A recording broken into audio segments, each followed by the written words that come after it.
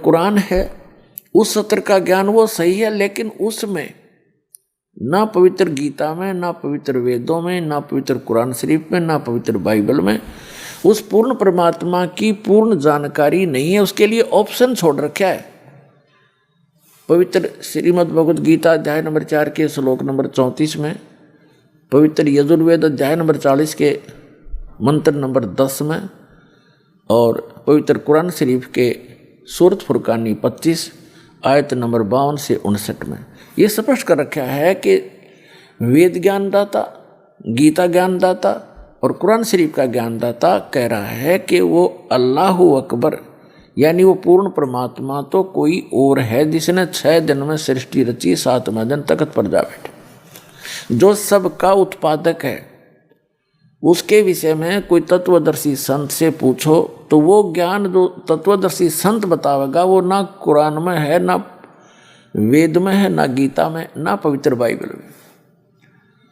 तो वो है कंप्लीट स्पिरिचुअल नॉलेज जो इनके अंदर नहीं है। तो ये जितने भी हैं ग्रंथ ये इनकम्प्लीट ज्ञान रखते हैं और इनका ज्ञानदाता भी इनकम्प्लीट गॉड है, कंप्लीट गॉड नहीं है, पूर्ण परमात्मा नहीं है। इतनी सी बात। तो ये जो अब आपको ज्ञान प्राप्त है उस कंप्लीट गॉड के द्वारा दिया हुआ, पूर्ण परमात्मा के द्वारा दिया गया ज्ञान है। आज दास आपको उनका दिया हुआ ज्ञान एज ए टेप रिकॉर्डर सुना रहा है और उस परमात्मा की कृपा के बिना अन्य इसको समझ नहीं सके।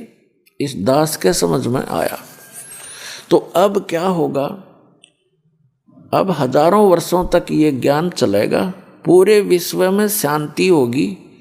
ये माया को इकट्ठी करने की जो दौड़ लग रही है, आग लगी पड़ी है प्रत्येक प्राणी के अंदर, ये इस ज्ञान से शांत होगी।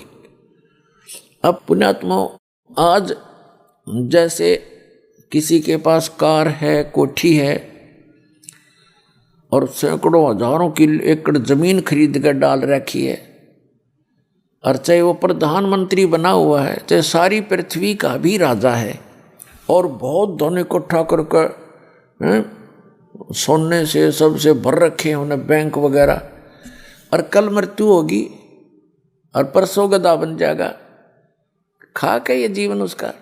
तो बिना ज्ञान के गोबर के भूंड की तरह हम गोबर इकट्ठा करते करते मर जाते हैं, पर सब्र नहीं हमारे। तो इस ज्ञान से सब्र होगा, इस ज्ञान से आत्मा हट जाएगी इससे कि क्या कर रहा हूँ मैं, करना क्या चाहिए था, कहाँ डले ढो रहा हूँ, ऐसे अनमोल जीवन को बर्बाद कर रहा हूँ। तो ये एक बार पूरे विश्व में अब शांति होगी। सभी जल रहे हैं, किसी को सब्र नहीं और कोई सुखी नहीं।